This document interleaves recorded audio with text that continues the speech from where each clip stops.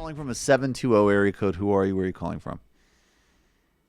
This is James from Denver. James, what's going on? Nothing much, man. I'm just calling because why is everybody shitting on Angela Nagle now? Oh, man, you really want to talk? I don't think we have time. Quite the call for 2:10 p.m. She went on Tucker Carlson talking about immigration in a way that was friendly. I mean, look, I'm not gonna. She published a very, very bad article called "The Socialist Case Against Open Borders," in which she either ignorantly or, just on purpose, disingenuously conveyed some extremely ahistorical and just false arguments about immigration. All right, I think used data from right-wing think tanks and kind of told on herself. I think that okay, all right. And I did a whole episode just showing, with an actual labor historian, breaking down the lies and the bad arguments that she was using, and that people like Tucker Carlson use as well. All right, I think that, and I'm just not gonna dwell too much on this, but I think that there's a context behind this Angela Nagle thing. I know that this upsets a lot of people, but it is what it is.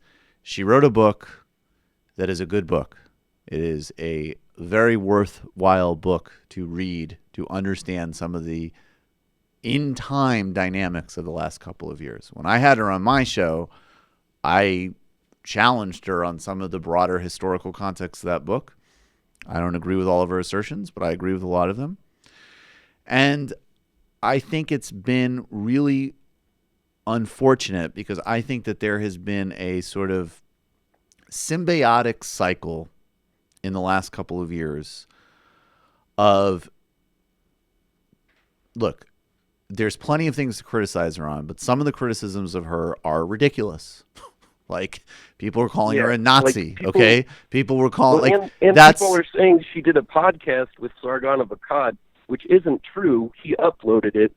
She debated him at the university in Ireland, and she made him look stupid as shit. Right. So there's a lot of... I think that is a bad move to go on Tucker Carlson. But let me just say... how people just get rid of people. I don't know. I 100% agree with you. I think the vampire castle is very alive and well, and it's a big problem, and I don't support it. But I will say this.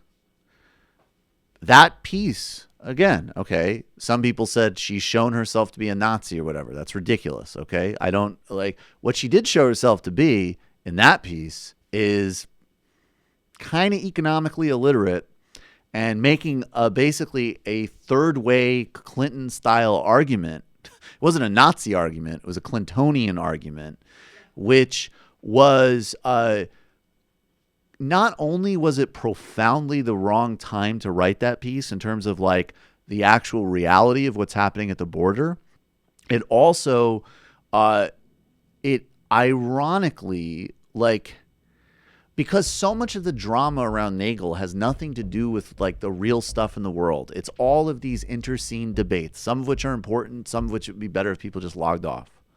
But it read to me like she's fed up for some very justifiable reasons, and also she doesn't absorb valid criticisms. It's a dialectic in my view. But she's fed up, and then she goes and she's going to write a kind of fuck you piece to the left.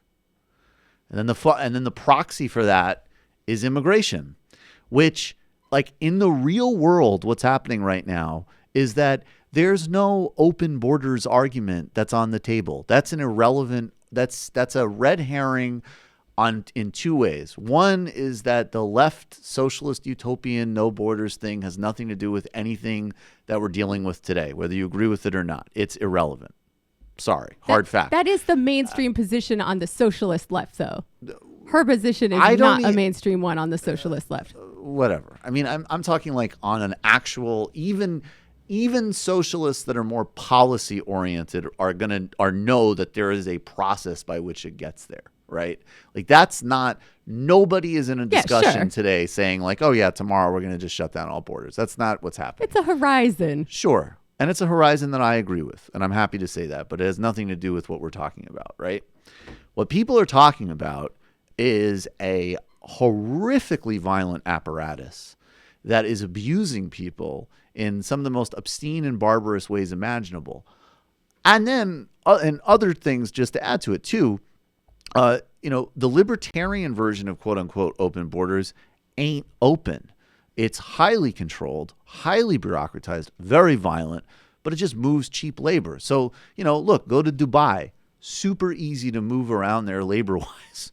There's zero rights for people, right? You know what I'm saying? So that's another thing. Rhetorically, it's totally different, and the actual meat of it is having a critique of ICE and things like that. Then the third point is, and where on just in a hard-headed way, and Bhaskar Sunkara went off on this, it's not an economically viable argument because we've already globalized to such an extent that you're not going to just be able to, like the engine of what drives wages down is the corporate sector. It's not immigrants. And so the criminalization of migration as well drives wages down for everybody. I agree with that, but I'm saying it's just a baseline. Like where we put our focus of analysis is the corporate sector, not migrants. So it depends, where do you want to start your argument? If you start your argument, if like the world is as it is and it's a given, maybe you could make some little tweak cases that a few more low-income jobs would open up without immigrants. But if you want to make the bigger case for restoring a social democracy and enhancing standards internationally, then there has to be a globally synchronized movement. And the last thing I will ding her on, and this is harder for me, because again, she wrote a good book. She's not a secret fascist or Nazi. And some of the criticisms of her have been insane and ridiculous. And I agree. I don't believe in getting rid of people like that. I'm with you. But this piece sucked. And the need to, and this is even before we get to the Tucker Carlson appearance. And then the last thing I'll say, which really started, this is when I started to get irritated when I read the piece. She's making all these arguments, and it's like, well, why don't we go to the AFL-CIO website and see what their position on these issues is? And their position is, as a mainstream, non-radical, not like we're going to all have daffodils and dance together in the park and play drums in a socialist utopia, but as a fucking on-the-ground, powerful but under assault union in 2018 America, is 100% pro-solidarity and immigration reform. And that has infinitely more credibility than any of the like right-leaning scholars she's working from, as well as the fact that she didn't paint a fully historicized view of some of those previous anti-immigration moves, which absolutely were racialized. So look, I'm down. I'm never going to do this like, oh, she's done. She's canceled. I don't like that culture. I don't support it. I would have conversations with Angela Nagle. I think it's a great debate to have. And I also think there's another counter tendency of other people who have rightly reacted against that culture, the vampire culture, the Mark Fisher essay, where now it's like all of a sudden, like, we've got to defend her doing an uncritical appearance on Tucker Carlson. We have to pretend that this article is really important and really formidable. It's not. It sucks. It doesn't mean she's canceled. It doesn't mean that I don't like her book. And it doesn't mean I think I'm just saying what I think. And that's not how I go about things. And that leaves me in a position, ironically, where, of course, everybody's triggered by that. But that just is what it is. So I acknowledge... Sorry, James, go ahead. And then flow to Jamie. But what is it, James? I'm sorry. I know you didn't want to go into that, and I really appreciate you breaking it down, because it's just so hard to even find anyone really discussing this well, I understand. Because I agree. I couldn't tell what to trust on a take, because it's like it would either be these tankies like, oh, she's canceled, blah blah blah, or people where it's like, oh, I can't even tell if maybe you are just alt-right, right? And 100%. So I really appreciate it, and I think it's good to get back to dialogues with these things in the last, I don't know. It was a bad move, bad piece, but people make mistakes, whatever. I appreciate it, man. And I think there's also market conversations, because it's also like, frankly, and this is pure speculation. I don't know Angela Nagle, so this is pure speculation. But I also think, like, what is the relationship between, these dynamics and depreciating work opportunities on the left. I think it's I hope it doesn't become a self-fulfilling prophecy. I hope she doesn't move to the right. But she already has. Well, I don't. On basis of what are you saying? I mean, the publication that published that piece was sort of founded to become like the intellectual I know wing people of who the are Trump movement. Yeah, but left people publish in right places sometimes. That's not inherently a problem. So I'm taking. I mean, have there been other issues that she's staked out? Have she been staking other issues out on the right? Her association with Spiked is another major red flag for me. I don't just know like about making the friends story. With some very questionable people. No, but actual positions, actual things. Yeah, I mean, okay, what I was going to say about Kill All Normies was when that book first came out, like I acknowledge, most of us acknowledge that like this kind of shrill, nasty social justice warrior or whatever is a thing on the liberal left. And if that was my only experience of the left, I might not become a right winger, but I might just not do anything, which is also bad. Right. Right. Like definitely. I acknowledge that that's a problem. And I just want to add, because I think you're making a really important point. That was, by the way, that's the main point of that book. People superficially are like, her point is that because of Tumblr, the alt-right exists. Okay. And that is part of what's going on in that book, and there's a little bit of validity to that argument, but that can be grossly overstated. But the bigger, more important point, if you're really reading it, is the material conditions of 2012 were such that there was a ripe time to have a materialist left, and then what had become left in the mainstream culture was just these like shadow boxing Twitter games and not solidarity and not politics. And that was correct. And that was an important critique. But here's the thing. Like, we should not critique those people because they care too much about like transgender rights or whatever. We should critique them because they're liberals and they have no class politics. And this isn't a problem that I've seen on the socialist left in any substantial way in the real world, which makes me think it's been used as a bit of a straw man, I think, in leftist circles in a way that I don't like. Also, if that's your bailiwick, I'm sorry, I don't trust you.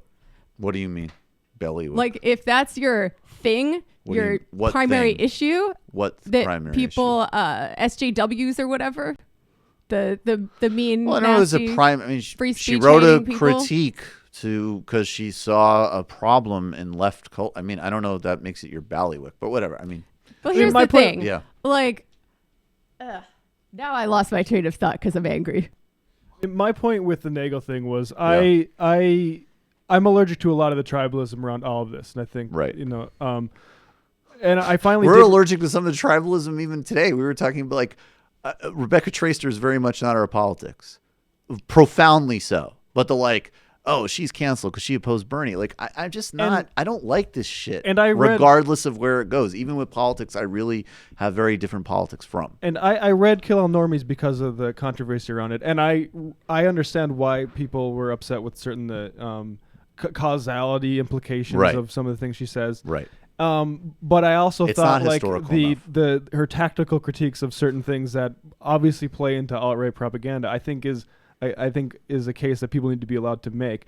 The thing that bothered me about it was like my whole position on that whole book was like, I'm gonna wait till the next thing let's see more body of work. I don't really care to predict whether she's gonna go Nazi or not. Like, that's not a game. We've seen more. Yeah, now. we don't play that. That's what I'm saying. Right. So we see the next piece. That's where she decided to go, and then also the new Jill Lepore book basically reproduced the most, I think, vulgar and offensive thesis that you could reduce Nagle's book to as what the modern culture war is. But that's on Jill Lepore, not Angela Nagle. It is. I agree with that. But the problem especially because Jill Lepore, frankly, is a more highly credentialed, more important platform person than anybody else in this conversation. Exactly. That's why it's like, God damn it. You just keep running into to the point where I was basically on the, I don't want to hear about Nagle because I think the book is fine for what it is.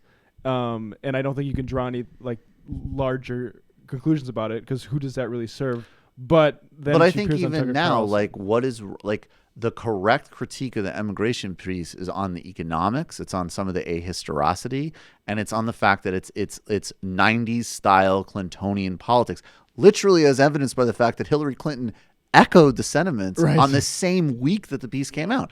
Conveniently enough. Make that critique. That was the problem. As soon as it came out, I mean, I was more than happy to register because I realized it was important for some people because they, sometimes, it's like they have a perception that I had this huge investment because I like the book and I'm not willing to play the vampire game with her. But it's like, I was totally willing. I read the piece. I thought it was I'll keep using adjectives. I thought the piece sucked.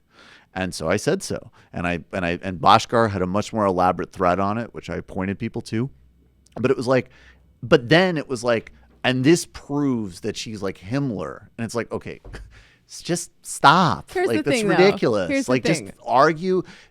It's Clintonian. It's ahistorical. Those are in my world, those are plenty negative terms without making up extra shit. Certainly. But like, you got to wonder why she's doing that. I don't play that game. And where that's coming from. I don't play and that why game. she would be so disingenuous, because I don't think she's ignorant about the left. I think she's playing a game that's really creepy. But what I was going to say before was there are good faith disagreements among leftists about how to approach issues of quote unquote identity politics.